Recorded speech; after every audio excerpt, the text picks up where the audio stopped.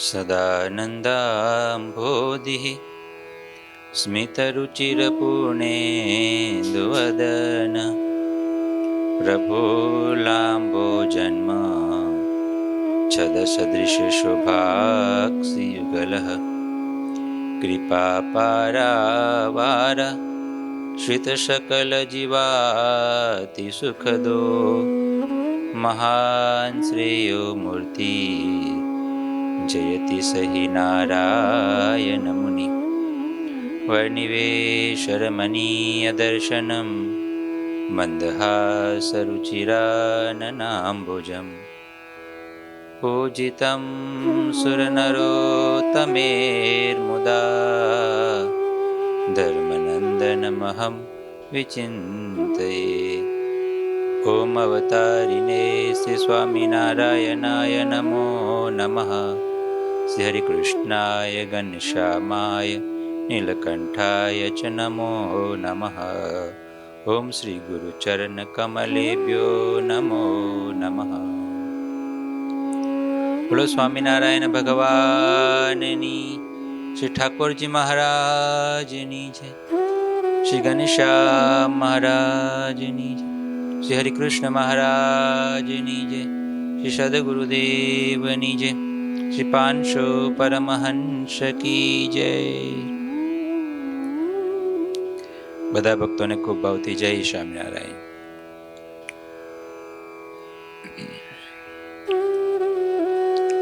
ભક્ત ચિંતામણી ગ્રંથની કથા ચાલે છે. પ્રકરણ 160 ચાલી રહ્યું છે. કડી નંબર 12 આ કથા ચાલુ થાય છે. શ્રીજી મહારાજ હવે પોતાના ધામમાં પાછા પધારવા માટે વિચાર કરે છે. મારે જે કામ કરવાના હતા એ બધા મેં કરી લીધા છે. હવે કંઈ કરવાનું બાકી રહ્યું નથી. એટલે હવે આ લોક છોડીને હું પાછો મારા ધામમાં જાઉં. આવો મહારાજ વિચારે છે. મહારાજ વિચારે છે જે કામ કરવાના તે થઈ ગયા છે. અને નિષ્કુળાનંદ સ્વામી લખે છે કે મહારાજને કયા કયા કામ કરવાના હતા અને બધા કરી ચૂક્યા છે. ઘણી વાતો સ્વામીએ આગળ જણાવી કે આટલા કામ શ્રીજી મહારાજ કરી કર્યા છે. અને જે હજુ સ્વામી આગળ બતાવે છે કે આટલા કામ હજુ પણ આ બધા સ્વામી મહારાજે કરી લીધા છે.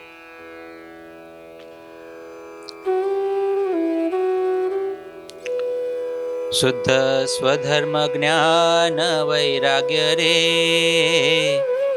સહિત એકાંતિક ભક્તિ જાગરે. ગ્રામ ગ્રામ પુર પ્રતિ રે જન માહી પ્રવર્તાવી અતી રે. શુદ્ધ ભક્તિ, એકાંતિક ભક્તિ, એકાંતિક ધર્મનું સ્થાપન મહારાજે કર્યું. ધર્મને પણ પ્રધાનતા આપી, ભક્તિને પણ પ્રધાનતા આપી, વૈરાગ્યને પણ પ્રધાનતા આપી અને જ્ઞાનને પણ પ્રધાનતા આપી. આ ચારે અંગોને મજબૂત કર્યા મહારાજે. અને એકાંતિક ભક્તિયુક્ત જે ભક્તિ યજ્ઞ, વ્રત, દાન, આરાધન, પૂજા, આ બધું ભક્તિ સહિત એકાંતિક ભક્તિ આને કહેવાય. એ બધું મહારાજે પ્રવર્તન કર્યું. આપણે જે મહારાજનું ભજન કરીએ છીએ, આપણે જે નિયમો પાડીએ છીએ, આપણે જે વર્તમાન પાડીએ છીએ, આપણે જે શિક્ષાપત્રી પાડીએ છીએ, એ બધું એકાંતિક ધર્મનું સ્વરૂપ છે. એટલે એ મહારાજે પ્રવર્તન કર્યું. ગામડે ગામડે, શહેરે શહેરે, નર હોય, નારીઓ હોય, પુરુષો હોય, બાળકો હોય, વૃદ્ધો હોય, બધાને આ એકાંતિક ભક્તિ, એકાંતિક ધર્મ તેના અનુયાયીઓ મહારાજે કર્યા. આટલું કામ મહારાજે કર્યું. પછી આગળ બીજું કામ કયું કર્યું? વડી દુર્વાસા ઋષિને સાપે રે થયા તા મનુષ્ય ભક્તિ ધર્મ આપે રે.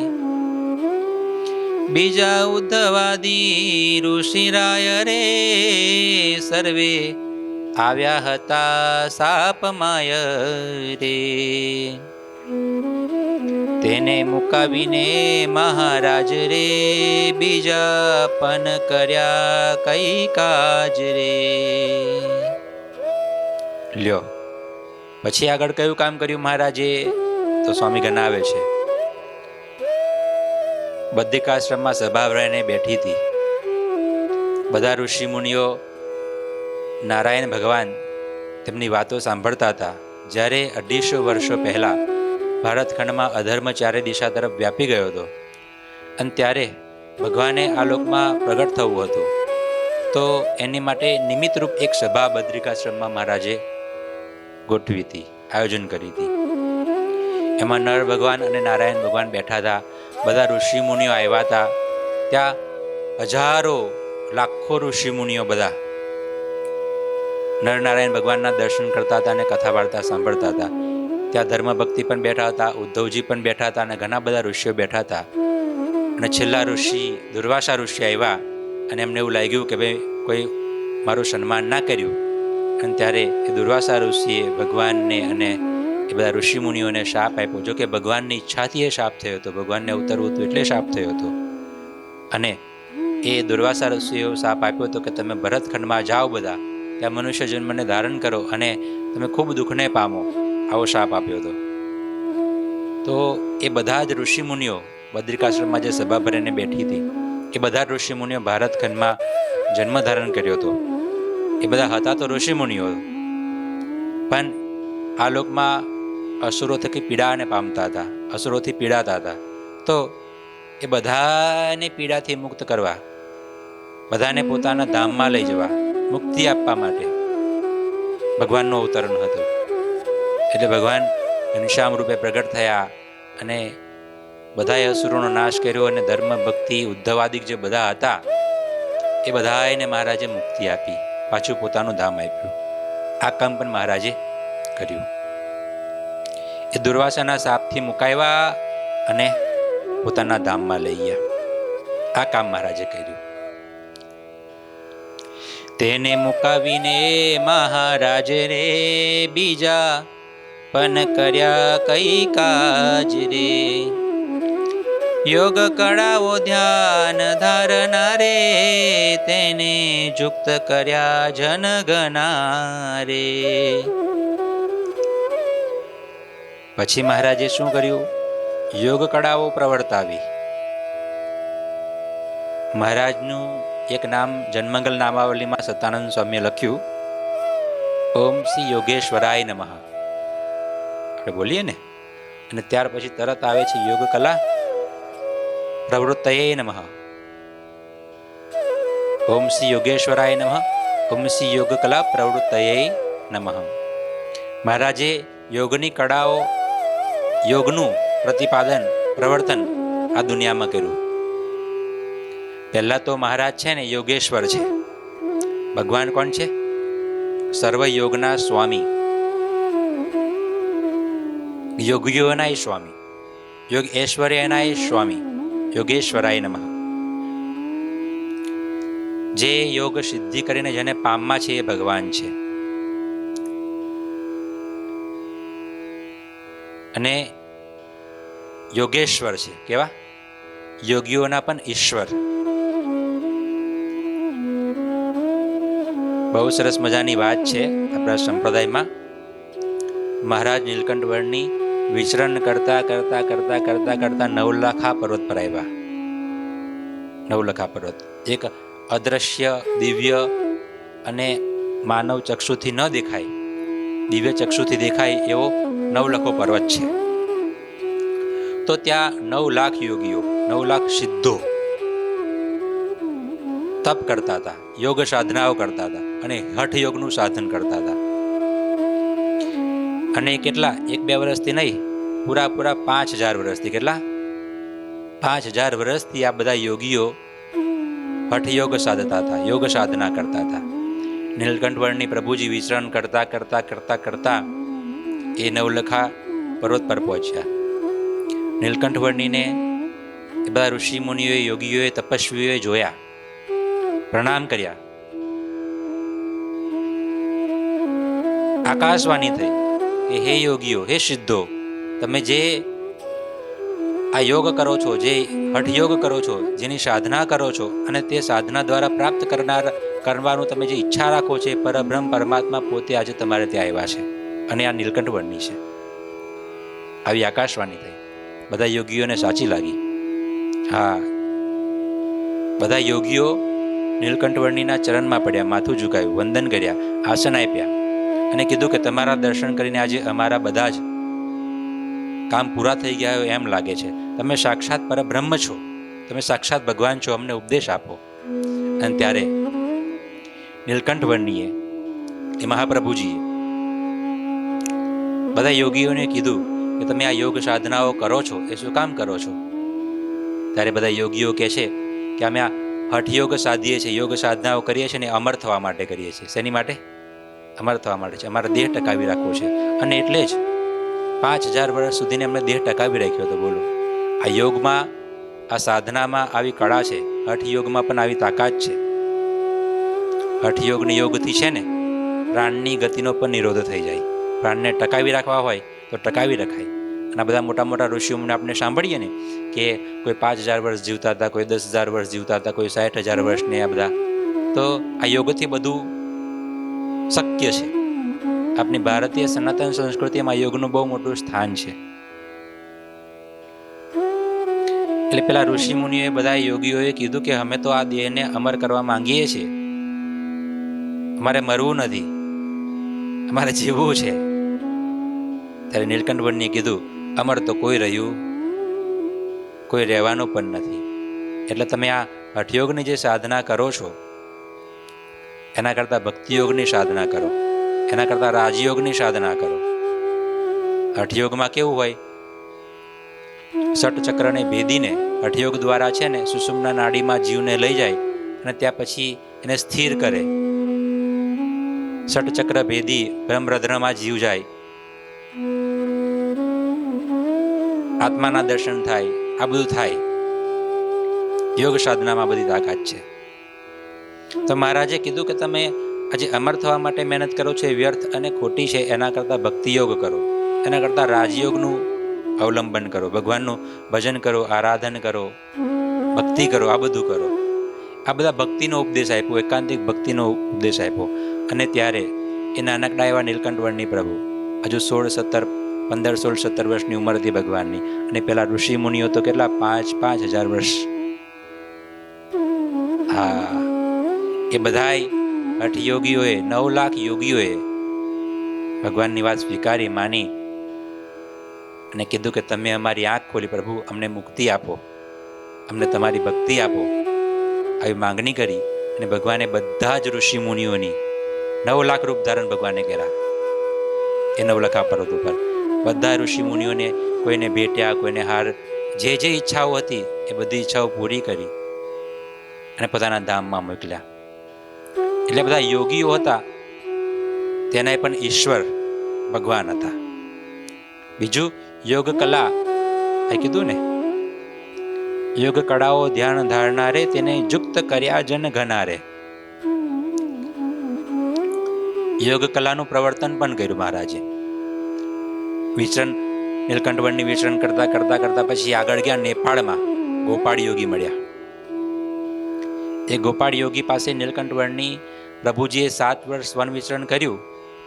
એમાં 1 વર્ષ તો ગોપાળ યોગીને આપ્યો. કેટલો? 7 વર્ષના સમયગાળામાં 1 વર્ષ આખું એક વ્યક્તિ માટે. બોલો, એ ગોપાળ યોગી પણ કેટલા મહાન હશે, કેટલા મુમુક્ષુ હશે કે શ્રીજી મહારાજે એમના કિંમતી 49 વર્ષ જીવન દરમિયાનના, અને એમાંય કિંમતી જે વન વિચરણનો સમય 7 વર્ષનો, એમાં 1 આખું વર્ષ ગોપાળ યોગી માટે ફાળવ્યું. ગોપાળ યોગી પાસે ગયા નીલકંઠ વર્ણી. ગોપાળ યોગી પાસે યોગ શીખવા નહોતા ગયા. ગોપાળ યોગી જ્યારે યોગ શીખ્યા, યોગ નીલકંઠ વર્ણીને શીખવ્યો, ત્યારે ગોપાળ યોગીએ કીધું કે મારા યોગ કળા બધા તમારા ચરણમાં સમર્પિત કરું છું પ્રભુ, તમે મને મુક્તિ આપો. એટલે ગોપાળ યોગી પાસે શ્રીજી મહારાજ ખુદ અષ્ટાંગ યોગ શીખ્યા નીલકંઠ વર્ણી પ્રભુ. યમ, નિયમ, આસન, પ્રાણાયામ, પ્રત્યાહાર, ધારણા, ધ્યાન અને સમાધિ, આ અષ્ટાંગ યોગ છે. યમ, નિયમ, આસન, પ્રાણાયામ, ધારણા, પ્રત્યાહાર, ધારણા, ધ્યાન અને સમાધિ. આ અષ્ટાંગ યોગ છે. એ અષ્ટાંગ યોગ સાધવો બહુ કઠિન છે, બહુ અઘરો છે. આપણે તો કસરત કરવી અઘરી પડે છે, સવારમાં ઉઠીને પ્રાણાયામ કરવા અઘરા પડે છે. સાચી વાત કે નહીં દાદા? 10-15 મિનિટ કાઢવી અઘરી પડે છે આપણે યોગ આસન કરવા માટે. તો અષ્ટાંગ યોગ તો બહુ અઘરો છે. એ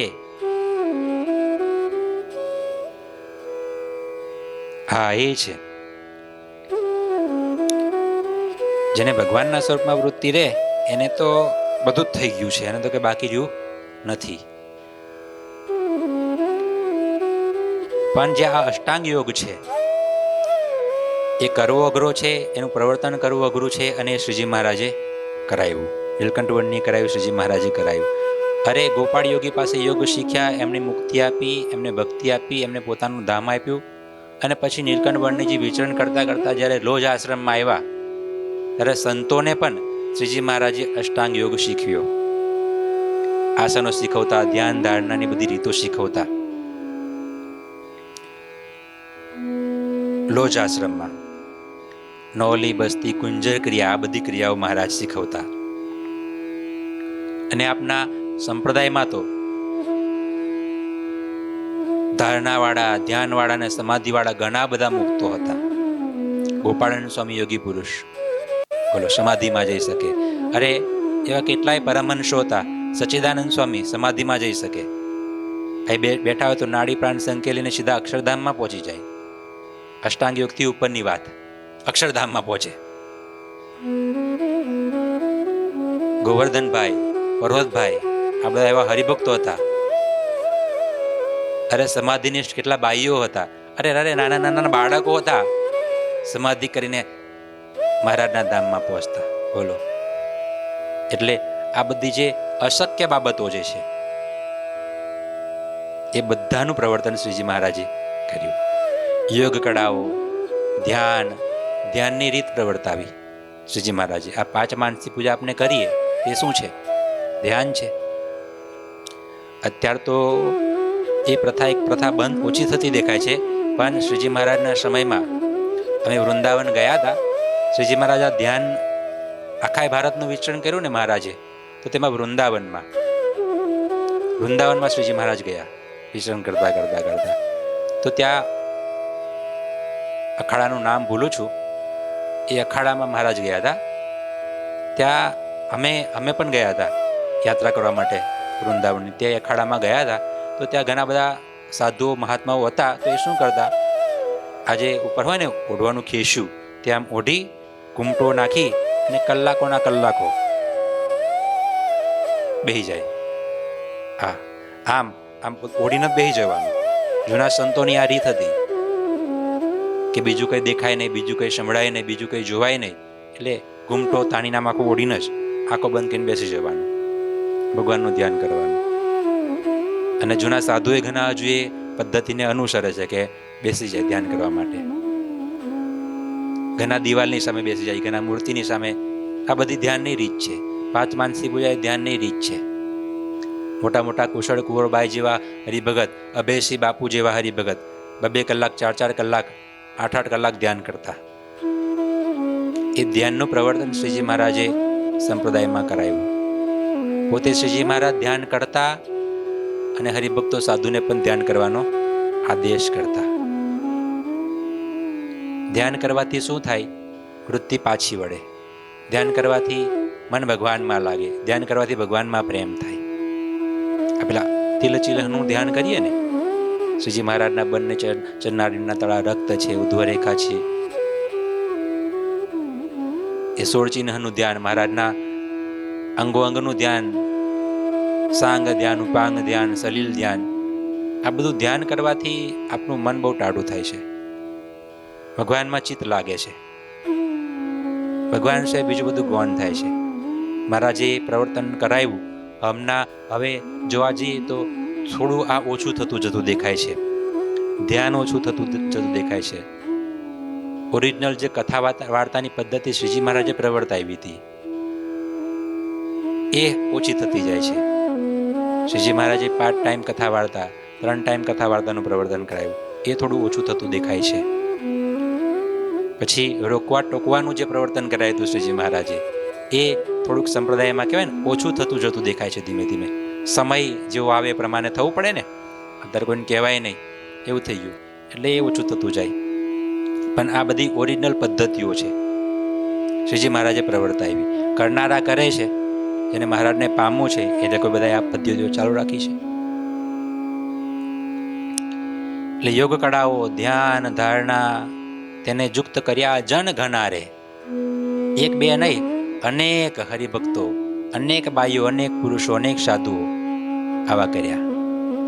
આ પણ મહારાજે એક કામ કર્યું. પછી આગળ લખે છે, વડી ઉપનિષદ ને માઈ રે કહી, દહર વિદ્યા સુખદાયી રે. એહાદિ બ્રહ્મ વિદ્યા જે હરે પોતે પ્રવર્તાવી છે તે હરે. અહીંયા હવે થોડી વેદાંતની વાત આવે છે, ઉપનિષદોની વાત આવે છે. ઉપનિષદમાં સાંભળજો, ઉપનિષદો એમાં 32 પ્રકારની વિદ્યા કહેવાય છે. કેટલા પ્રકારની? 32 પ્રકારની વિદ્યા.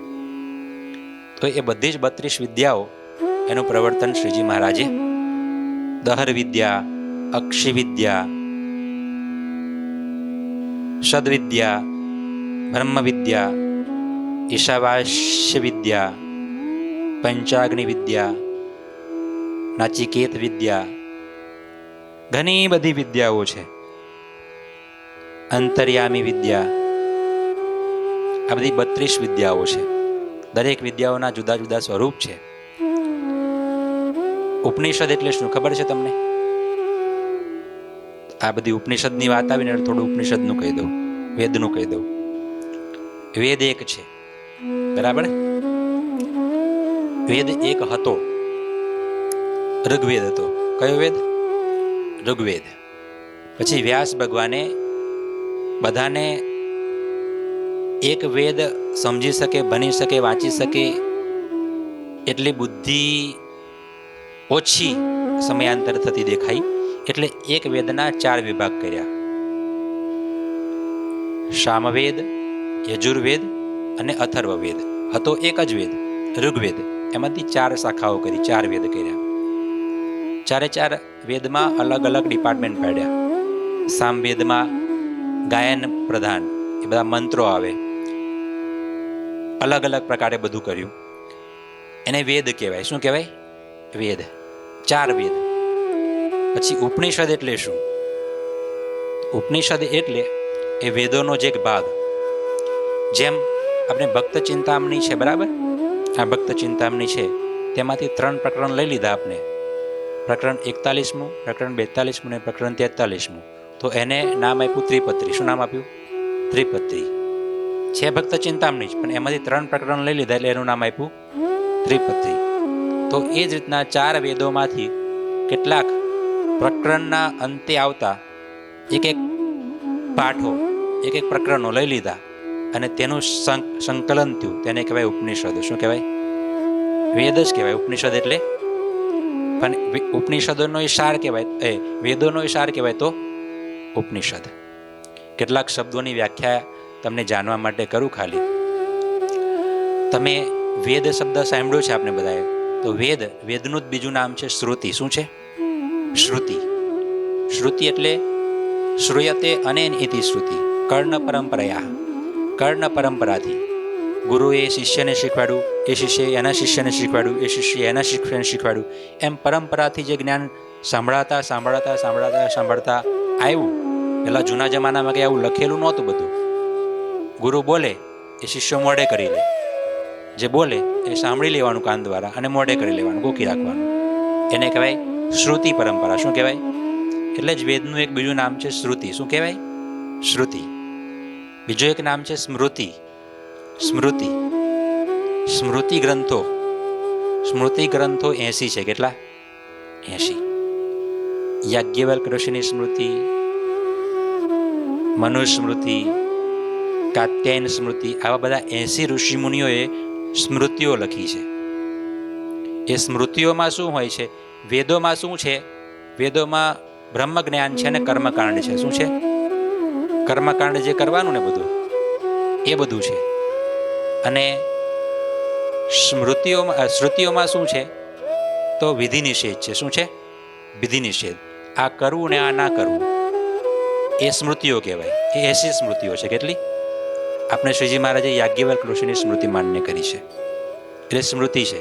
પછી તમે શબ્દ સાંભળ્યો હશે આગમ નિગમ. તો નિગમ એટલે પણ વેદ. શું? વેદ. અને આગમ એટલે એ નિગમની અર્થ કરવા માટે, એટલે કે વેદોનો અર્થ કરવા માટે જે ગ્રંથો લખાયા તેને કહેવાય આગમ. બરાબર? પાછળથી આવેલા એટલે કે આગમ થયું. પુરાણ. પુરાણ શું છે? 18 પુરાણ છે. કેટલા? 18 પુરાણ. વ્યાસ ભગવાને 18 પુરાણ લખ્યા છે. એ પુરાણો છે. પુરાણોમાં મન્વંતરની કથા છે. સર્ગ વિસર્ગ. અત્ર સર્ગો વિસર્ગશ્ચ સ્થાનમ પોષણમ મૂતય મન્વંતરેશાનું કથા નિરોધો મુક્તિરાશ્રય. આટલી વસ્તુ પુરાણોમાં લખેલી છે. સર્ગ વિસર્ગ મન્વંતર ઈશાનું કથા, આ બધી ઉપનિષદોની અને જાણવા જેવી બધી બાબતો છે. એટલે આ ઉપનિષદની વાત આવી, વેદની વાત આવી એટલે વાત કરી. આ બધા ઉપનિષદોને એ બધું છે. અને બધા ઉપનિષદો એની રચના બી આ સદવિદ્યાની રચના. એ કીધું ને કે સદવિદ્યાનું પ્રવર્તન કરાયું, દહર વિદ્યાનું પ્રવર્તન કરાયું શ્રીજી મહારાજે. તો આ બધી વાતો શું છે તમને ટૂંકમાં સમજાવું. સદવિદ્યા એટલે શું? તો સત શબ્દ વાચ્ય. સત શબ્દથી ભગવાનને કહેવાય. સદેવ સૌમ્યેદમગ્રમાસિત એકમેવા દ્વિતીયમ બ્રહ્મ. ભગવાન એક છે ને તે સત શબ્દ વાચ્ય છે. એટલે સતની ઉપાસના કરો, એ સદવિદ્યા કહેવાય. ઈશાવાસ્ય વિદ્યા. તો ઈશાવાસ્યમિદમ સર્વમ યત્ કિંચ જગત્યાન જગત. ઈશાવાસ્ય ઉપનિષદ કે આ બધું ભગવાનમય છે. આ બધું જ ભગવાનમય જગત છે, તેને ઈશાવાસ્ય વિદ્યા કહેવાય. આ બધા ઉપનિષદોની રચના થઈ ને એની પાછળ બહુ મોટી મોટી કથાઓ છે. છાંદોગ્ય ઉપનિષદ થઈ ગયું, બૃહદારણ્યક ઉપનિષદ થઈ ગયું, કેન ઉપનિષદ છે. આ બધા ઘણા બધા ઉપનિષદો છે. કેન ઉપનિષદની શરૂઆત એ રીતના થઈ. શિષ્ય ગુરુ પાસે જાય છે અને પ્રશ્ન પૂછે છે કે કેને શીતમ પતતિ પ્રેષિતમ મનઃ. આ જગત કોના દ્વારા ચાલે છે? કોના દ્વારા? કે નિશિતમ પતતિ પ્રેષિતમ મનઃ કે નિશિતમ વાચામ ઇમામ વદંતી. આ વાણી કોના દ્વારા પ્રેરાઈને બોલે છે? કોના દ્વારા પ્રેરાઈને મન કામ કરે છે? આ જગત કોના દ્વારા ચાલે છે? આ બધા પ્રશ્ન પૂછ્યા. અને ત્યારે ગુરુ જવાબ આપે છે, પ્રાણસ્ય પ્રાણ ચક્ષુષ ચક્ષુવા. એ બધા બહુ મોટી મોટી ઉપનિષદોની વાતો છે. સંસ્કૃતની વાત આવી એટલે મેં તમને વાત કરું છું. ઘણા બધા ઉપનિષદો છે. હા, બધા ઉપનિષદો 8 ઉપનિષદો મોઢે કર્યા હતા. ઘણું બધું મોઢે કર્યું હતું. ગીતા આખી મોઢે કરી હતી. બહુ બધું મોઢે કર્યું છે. આ બધું સમૃદ્ધિ આપે આપણને, હૃદય ભર્યું ભર્યું રાખે. ઉપનિષદોને સંસ્કૃત ભણેલો માણસ છે ને, જનરલ વાત કરું છું, એ કોઈ દિવસ ખાલી ના હોય. ઉપરથી માણસ જેવા માણસ જ હોય, પણ ઉપનિષદોને આ બધું સંસ્કૃતનું જ્ઞાન લીધેલો માણસ જે છે ને, અંદરથી ભરેલો હોય. બધા નહીં, પણ જેને ખરી રીતે સાચી રીતે આ બ્રહ્મ વિદ્યાને સાચું જ્ઞાન ભગવાનનું ઉતાર્યું છે, જેને શબ્દ ગોખ્યા છે એના કરતાં એ શબ્દને સમજ્યા છે અને જીવમાં ઉતાર્યા છે, એનો અનુભવ કર્યો છે, એવા જે છે એ બધા ભરેલા હોય. મજા આવે બ્રહ્મ વિદ્યાનું જ્ઞાન. આ બધું બ્રહ્મ વિદ્યાઓ છે. તમને એક ઉપનિષદની વાત કરું. બૃહદારણ્યક ઉપનિષદ છે એક. તો એ ઉપનિષદમાં એવું થયું, કેવી રીતના રચના થઈ. યાજ્ઞવલ્ક ઋષિ, એનું નામ સાંભળ્યું છે આપણે બધા. યાજ્ઞવલ્ક ઋષિ થઈ ગયા. જનક રાજાએ છે ને, એક વખતે જનક રાજા થઈ ગયા બહુ મોટા. તો એ જનક રાજાએ એવું નક્કી કર્યું કે ભાઈ મારા આખા ભારતખંડમાં બધા બહુ ઋષિમુનિઓ છે. કેટલા બધા ઋષિમુનિઓ હોય ને, તો આ બધામાંથી ઋષિઓ મુનિઓમાંથી સર્વશ્રેષ્ઠ ઋષિમુનિ કોણ છે એ મારે નક્કી કરવું છે. બ્રહ્મ વિદ્યા સાચી કોની પાસે છે એ મારે નક્કી કરવું છે. અને જે સાચો બ્રહ્મજ્ઞાની હોય, જે સાચો જ્ઞાની ને સાચો પંડિત હોય, એને મારે 10,000 ગાયો એ ગાયો કેવી? શિંગડા પર સોનું મઢેલું, સોનાના સિક્કાને સોનાથી મઢેલી, સોના ચાંદીના આભૂષણો અને સોનાના જે પેલા ખર હોય એ સોનાના કરેલા, અને આખા સોનાથી શણગારેલી 10,000 ગાયો મારે ભેટ આપી છે, જે સાચો બ્રહ્મજ્ઞાની હોય તેને. અને હવે આખા ભારતમાં તો કેટલા બધા ઋષિમુનિઓ હોય, તો સાચો બ્રહ્મજ્ઞાની કોને સાબિત તો કરવું પડે કે ના કરવું પડે? તો એની માટે એક આયોજન કર્યું, શાસ્ત્ર સભાનું આયોજન કર્યું. બધા ઋષિમુનિઓને તેડાવ્યા પોતાના રાજ્યમાં કે બધા ઋષિમુનિ આવો અને જે બ્રહ્મજ્ઞાની હોય, જે સૌથી મોટો પંડિત હોય, ત્યાં બધી ગાયો લઈ જાઓ. હવે આખા ભારતમાંથી બધા ઋષિમુનિઓ જનક રાજા પાસે આવ્યા, બહુ મોટી સભા ભરાઈ. હવે આટલી મોટી સભા ભરાઈ અને આવ્યા હતા બધા શું કરવા માટે? પેલી ગાયો લઈ જવા માટે. કે ભાઈ આપને જ્ઞાની છે, પેલા કે હું કોણ? પોતાને અજ્ઞાની કોણ સમજે ભાઈ? ન સમજે ને કોઈ. બધા પોતપોતાની રીતે જ્ઞાની હોય ને, એટલે કે આપનો નંબર આવશે, પેલા કે ભાઈ આપનો નંબર આવશે, પેલા કે આપનો નંબર આવશે. આ બધા પહોંચી તો ગયા, સભામાં પહોંચી ગયા બધા ઋષિ મુનિઓ, પણ હવે કેવું કઈ રીતના કે હું બ્રહ્મ જ્ઞાની છું? બધાની વચ્ચે પોતાની તો બડાઈ કરાય નહીં, પોતાની જાતે પોતાના વખાણ તો કરાય નહીં. એટલે જનક રાજાએ એલાન કર્યું કે જે બ્રહ્મ જ્ઞાની હોય ત્યાં બધી ગાયો લઈ જાઓ. કોઈ બોલવા માટે તૈયાર નહોતું, કેમ કે આટલા બધા પંડિતો, આખા ભારતના પંડિતો ઋષિમુનિ આવ્યા હોય, તેની વચ્ચે હું બ્રહ્મજ્ઞાની છું, હું બધી ગાયો લઈ જવા તો કહેવાય જાતે? જાતે ના કહેવાય. એવામાં યાજ્ઞવલ્ક્ય ઋષિ આવ્યા, એમના શિષ્યો પણ જોડે હતા. એમણે તો શિષ્યોને ઓર્ડર જ કરી દીધો, ચાલો શિષ્યો આ બધી ગાયો લઈ જાઓ. શું કીધું? આ બધી ગાયો આપણા આશ્રમમાં લઈ જાઓ.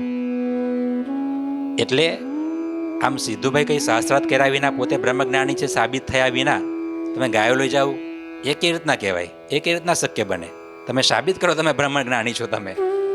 તમે શિષ્યને સીધા ઓર્ડર કરો, ચાલો લઈ જાઓ, બધાનું પોતાનું હોય એ રીતના.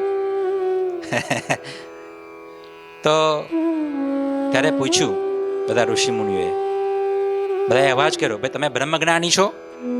તમે સર્વશ્રેષ્ઠ પંડિત છો? ત્યારે યાજ્ઞવલ્ક બોલ્યા, નાહમ બ્રહ્મ કામો ગો કામો અહમ.